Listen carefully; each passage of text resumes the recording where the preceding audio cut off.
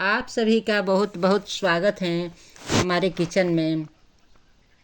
आज मैं आप सभी के साथ एक बहुत ही काम की किचन टिप शेयर करने वाली हूँ। आपने कई बार नोटिस किया होगा कि जब हमें हरा धनिया चाहिए होता है तब या तो मार्केट में मिलता ही नहीं है, अगर मिलता भी है तो इतना महंगा होता है कि लेने का मन ही नहीं करता। कभी कभी तो हरा धनिया 200 या 300 रुपये किलो तक पहुंच जाता है। और कई बार ऐसा भी होता है कि पूरा बाज़ार घूम आओ लेकिन धनिया दिखाई ही नहीं देता। लेकिन अभी का समय ऐसा है जब धनिया का सीज़न चल रहे हैं। इस समय मार्केट में हरा धनिया बहुत सस्ता और ताज़ा मिल जाता है। तो मैंने सोचा कि क्यों न इस समय थोड़ी सी मेहनत करके हरे धनियों को स्टोर कर लिया जाए, ताकि जब भी ज़रूरत पड़े हम आसानी से इसका इस्तेमाल कर सकें। अगर सही तरीके से धनिया स्टोर करें तो कई महीनों तक ख़राब नहीं होता।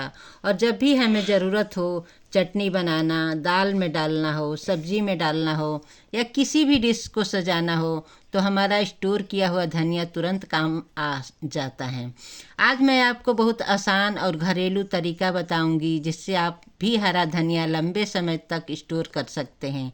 तो चलिए शुरू करते हैं आज की यह बहुत ही काम की टिप। इससे पहले आप मेरे चैनल पर नए हो तो मेरे चैनल को सब्सक्राइब कर लीजिए। चलिए शुरू करते हैं। सबसे पहले मैंने यहाँ लिया है 1 किलो ताज़ा हरा धनिया। आप जब भी धनिया खरीदें तो कुछ बातों का ध्यान रखें। सबसे पहले देखें कि धनिया की पत्तियाँ हरी और ताज़ी हो। अगर पत्तियाँ पीली हो, सूखी हो या बहुत ज़्यादा गली हो तो ऐसा धनिया स्टोर करने के लिए अच्छा नहीं होता। कोशिश करें कि धनिया ताज़ा और खुशबूदार हो। जब धनिया ताज़ा हो तो उसकी खुशबू भी बहुत अच्छी होती हैं, और जब हम इसे स्टोर करते हैं तो वही खुशबू बाद में भी बनी रहती हैं। धनिया हमारी रसोई में एक ऐसी चीज़ है जिसके बिना खाना अधूरा लगता है। थोड़ा सा हरा धनिया डालते ही दाल का स्वाद बदल जाता है, सब्जी की खुशबू बढ़ जाती है और चटनी तो धनिया के बिना बन ही नहीं सकती। इसलिए हरा धनिया हर घर में बहुत काम की चीज़ है। अब सबसे पहले हम धनिया की सफाई करेंगे। देखिए, ऊपर जो मोटा डंठल होता है उसे हम तोड़कर अलग कर देंगे। हमें यहाँ पर मुलायम पत्तियाँ और पतले डंठल ही रखने हैं।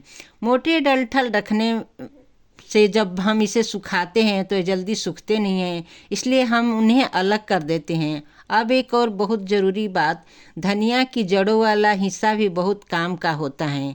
कई लोग इसे फेंक देते हैं लेकिन असल में उसमें बहुत ही अच्छी खुशबू और स्वाद होता है।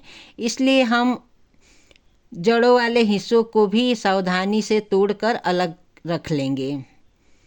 आप चाहें तो इसे भी चटनी या सब्जी में इस्तेमाल कर सकते हैं।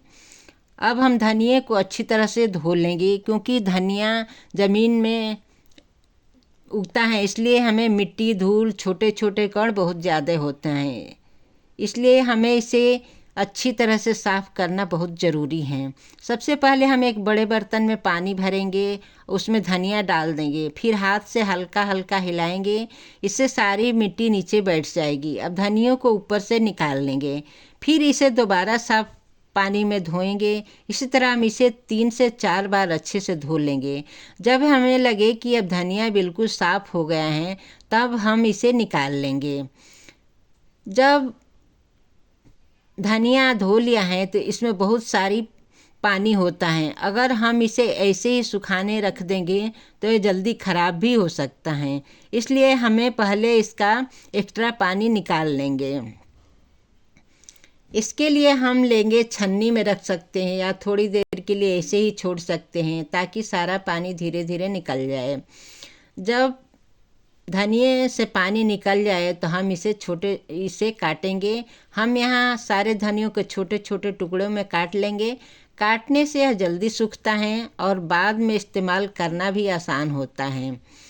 आप इसे बारीक काट सकते हैं या थोड़ा मोटा भी रख सकते हैं, दोनों तरीके से सही रहता है। अब हम एक साफ कॉटन का कपड़ा लेंगे। कटे हुए धनियों को हम इस कपड़े पर अच्छी तरह फैला देंगे। ध्यान रखिए कि धनिया एक जगह ढेर ना रहे। अगर यह ढेर में रहेगा तो यह ठीक से सूखेगा नहीं, इसलिए इसे चारों तरफ से फैला दें। अब सबसे ज़रूरी स्टेप धनिया को सुखाना। धनिया हमें धूप में नहीं सुखाना है, इसे हमेशा छाया में ही सुखाना है।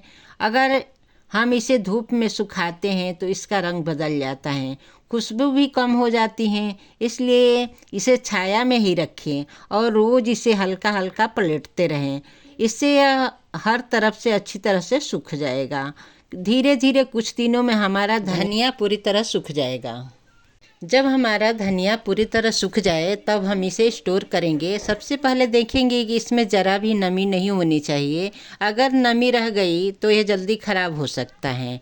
अब हम इसे प्लास्टिक या एयर टाइट डिब्बे में रख सकते हैं। आप चाहें तो कांच का जार, स्टील का डिब्बा भी इस्तेमाल कर सकते हैं। अब इसे अच्छी तरह से बंद करके किसी सूखी जगह पर रख दें। इस तरह हमारा धनिया लंबे समय तक के लिए स्टोर हो गया है। अब जब भी आपको ज़रूरत पड़े आप इस धनिए का इस्तेमाल कर सकते हैं। आप इससे चटनी बना सकते हैं, दाल में डाल सकते हैं, सब्जी में डाल सकते हैं। इससे आपकी डिश का स्वाद और खुशबू दोनों बढ़ जाएंगे। अगर आपकी यह काम की किचन टिप्स अच्छी लगी हो तो वीडियो को लाइक ज़रूर करें। अगर आप हमारे चैनल पर नए हैं तो चैनल को सब्सक्राइब करना बिल्कुल न भूलें। मिलते हैं अगली वीडियो में एक और आसान और काम की रेसिपी के साथ। तब तक के लिए धन्यवाद।